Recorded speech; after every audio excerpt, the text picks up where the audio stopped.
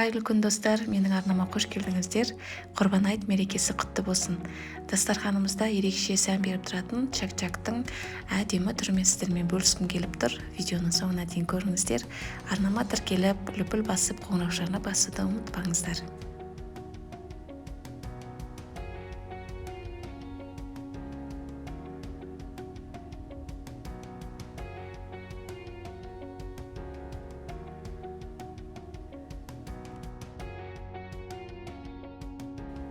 Ең алдымен қамырын дайындап алатын боламыз. Ол үшін бізге жұмыртқа қажет. Жұмыртқаның үстіне сәл ас содасы, қамыр қопсытқыш және де тұзымызды қосып, бәрін жақсылап араластыратын боламыз.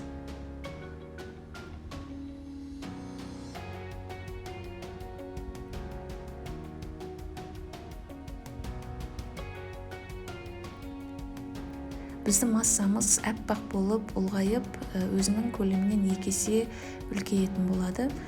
Осы кезде біз електен өткізілген ұнымызды салып, бәрін жақсылап тағы да араластырамыз.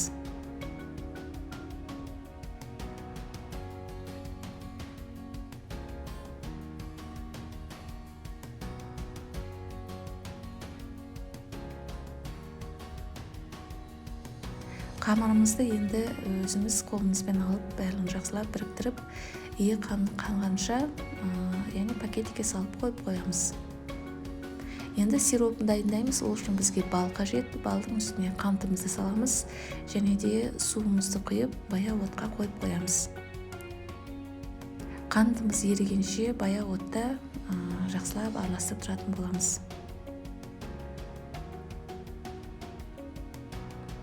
Қантымыз әбден еріп, яғни біздің сироп қайнаған кезде дәл осылай 5-7 минут қайнау керек. Бұл уақытта мүлдем араластырмаймыз.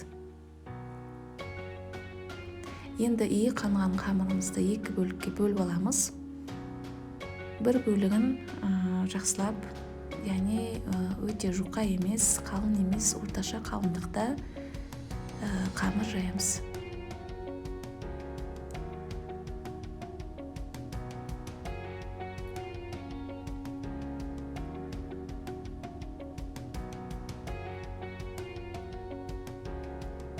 Дайын болған қамырдың ортасына, жартысына сұйық майды жағып, бәріне тегістеп шығамыз.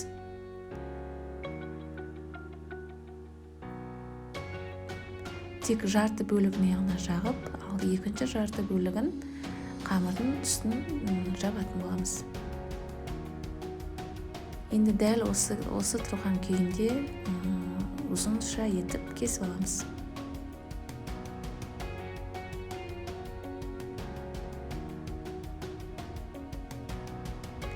Қамырымызды жайып, барлығын кесіп алғаннан кейін, енді майымызды қыздырамыз.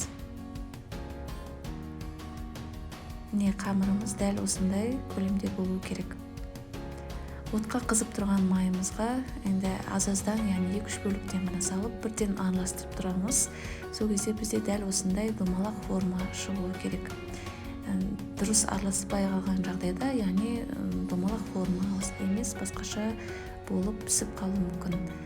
Біз енді дайын болған чак-чактарымызды 2 бөлікке бөліп аламыз. Біріншісі, яғни бізге керек домалақ формалар, ал екіншісі, яғни дұрыс шықпай қалған әртүрлі формалар. Ең алдымен әдемі бөліктегі формаларымызды сиропымызға матырып, жақсылап ыдысымызға тізіп аламыз.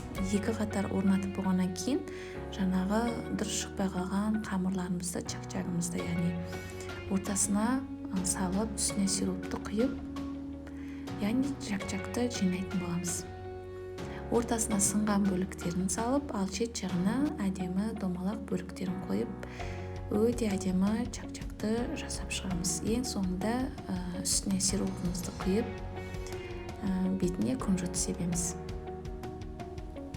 Міне дастарханда өте әдемі болып көрінетін чак-чактың видеосымен сіздермен бөлістім. Міндетті түрде жасап көріңіздер. Ұнаса лүпіл басып, қолдау көрсетсеңіздер болады. Назарларыңызға көп рахмет.